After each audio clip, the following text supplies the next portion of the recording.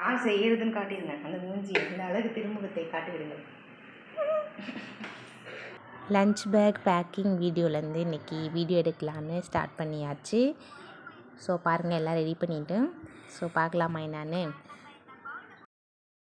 சென்னா மசாலாவும் chapati role jam வச்சு, இது வந்து டூத் பிக் இல்லாதனால வந்து கருவேப்பிலை குச்சியை யூஸ் பண்ணியிருக்கோம். இது பார்த்துக்குங்க, இது வந்து தக்ஸு குட்டிக்கு பேக்கிங். ரோல் சப்பாத்தி எனக்கு ரொம்ப பிடிக்கும். நான் எல்லாத்தையும் சாப்பிட்டு வந்துடுவேன். சரி, பிரஜாவுக்கும் அதே மாதிரி சப்பாத்தி பிச்சு போட்டு வச்சுருக்கோம். 2 ரோல் மட்டும். அவளுக்கு வந்து மசாலா தனியாக. ஓகே, எனக்கும் மசாலா தனியாக, அவளுக்கும் மசாலா தனியாக. ஆமாம், 2 பேர் சாப்பிட்டு வந்துடுங்க. மிக்சர் எனக்கு பிடிக்காது, அதனால கொஞ்சோண்டு வச்சுருக்காங்க அம்மா. அப்புறம் வாட்டர் பாட்டில் எடுத்து வச்சுக்கலாம். நான் உங்களுக்கு ஹெல்ப் பண்ணுறேன். சரி, எடுத்து வைக்கலாமா? இந்தாங்க வாட்ரு பாட்டிலு, அப்புறமா டிஃபன் பாக்ஸு எல்லாத்தையும் எடுத்து வச்சுக்கோங்க. Snacks box. இன்றைக்கி வந்து சாட்டர்டே வந்து டான்ஸ் ப்ராக்டிஸ்க்காக போகிறாங்க. அதனால் வந்து கலர் ட்ரெஸ்ஸு, அதே மாதிரி வேனும் வராது. ஸோ அவங்க அப்பா கூட தான் வந்து போவாங்க 2 பேரும். இப்படிலாம் டெய்லி வந்து இவங்களே பேக் பண்ண மாட்டாங்க. இன்றைக்கி வந்து சீன் போடுறாங்க. லஞ்ச் பேக்கிங் முடிஞ்சாச்சு, கிளம்புங்க. சப்பாத்தி போட்டு கொடுத்தாதான் பிள்ளைங்களை ஸ்கூலுக்கு கூப்பிட்டு போவாங்களாம் அப்படின்னு ஒரு கண்டிஷன் போட்டாச்சு. ஸோ அவங்களுக்கு வந்து நம்ம சப்பாத்தி தேய்ச்சி போட்டு கொடுத்துடலாம். பிள்ளைங்க 2 பேரும் ரெடி ஆகி வெயிட் பண்ணிகிட்ருக்காங்க. சீக்கிரம் இந்தாங்க.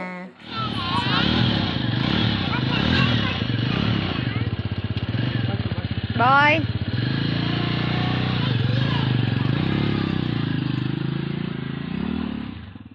பிள்ளைங்களை அமுச்சிட்டு வந்துட்டேன். நான் வந்து பார்த்திங்கன்னா கோகோனட் ஆயில் வந்து இப்போ நான் எப்படி ரெடி பண்ணுறேன்னு உங்கள்கிட்ட காட்டுறேன். இது வந்து செக்குன தேங்காய் எண்ணெய் 1/2 லிட்டரு பாட்டில், அதை வந்து ஊற்றிக்கலாம். அதுக்கு வந்து நான் ரோஸ்மேரி இலை இருக்குல்ல, அதை வந்து ட்ரை லீவ்ஸ் அதை வந்து வாங்கி வச்சுருக்கேன்.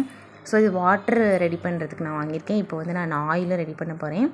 இப்போ தான் ஃபஸ்ட் டைம் ரெடி பண்ணுறேன். ஸோ எவ்வளோ போடுறதுன்னு தெரியாது. ஸோ 1/2 லிட்டரு எண்ணெய்க்கு நான் வந்து ஒரு 2லேருந்து ஒரு 3 ஸ்பூன் கிட்ட ரோஸ்மேரி லீவ்ஸ் வந்து போட்டுக்கிறேன்.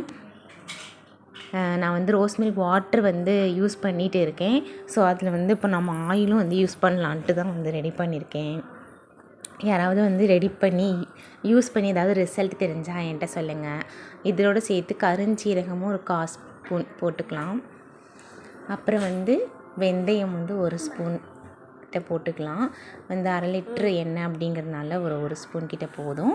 இது நல்லா மிக்ஸ் பண்ணிவிட்டு லோ சிம்மில் அடுப்பை வச்சு இது வந்து ஒரு 20லேருந்து 30 நிமிஷம் வரைக்கும் அப்படியே பாயில் வந்து உடனே ஸ்ட்ரெயின் பண்ணக்கூடாது.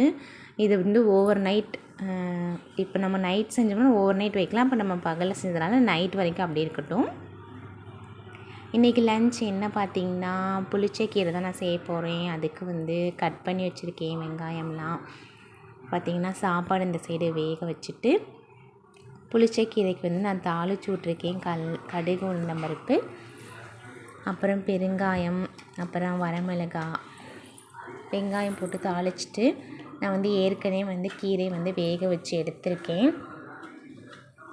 அதை வந்து ஸ்ட்ரெயின் பண்ணி வச்சுருக்கேன். இது வந்து புளி சாதத்துக்கு நம்ம ஒரு ரெடிமேடாக ஒரு பொடி செஞ்சு வச்சு போடுவோம்ல, அதுதான். அது என்னென்னு பார்த்திங்கன்னா கடுகு வெந்தயமும் ரோஸ்ட் பண்ணி பவுட்ரு பண்ணி வச்சுருக்கேன். அதுதான். இது போட்டால் நல்ல டேஸ்ட்டாக இருக்கும்னு எங்கள் மம்மி சொல்லுவாங்க.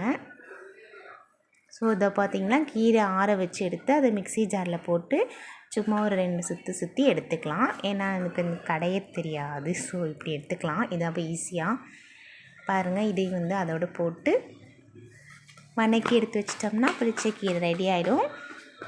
இன்றைக்கி வந்து சிம்பிளான ஒரு லன்ச் தான். இதுக்கப்புறம் நான் வந்து பொட்டேட்டோ வந்து ரெடி பண்ணிக்குவேன். அதை வந்து தொட்டுக்க வச்சுட்டு இன்றைக்கி லன்ச் மெனு வந்து ஓவர். இன்னைக்கு கொஞ்சம் சிம்பிள் தான். என்ன பாருங்கள் ஃப்ரெண்ட்ஸ், மார்னிங் ஆகிடுச்சு. நான் மார்னிங் வரைக்குமே இதை அப்படியே விட்டுட்டேன். நல்லா வந்து ஊறி இருக்குது. இதை வந்து நம்ம ஸ்ட்ரைன் பண்ணி எடுத்து வச்சுக்கலாம். இது வந்து பார்த்திங்கன்னா ஹேர் வாஷ்க்கு முன்னாடி நம்ம நல்லா மண்டை ஃபுல்லாக தேய்ச்சி வச்சு வந்து குளிக்கலாம். இல்லை டெய்லி வந்து ஹேருக்கு அப்ளை பண்ணுறவங்களா இருந்தாலும் இதை அப்ளை பண்ணலாம். எந்த ஸ்டிக்கியும் இருக்காது. சூப்பரான ஒரு ஹேர் க்ரோத் ஆயில்னு கூட சொல்லலாம். நீங்களும் ட்ரை பண்ணி பாருங்கள்.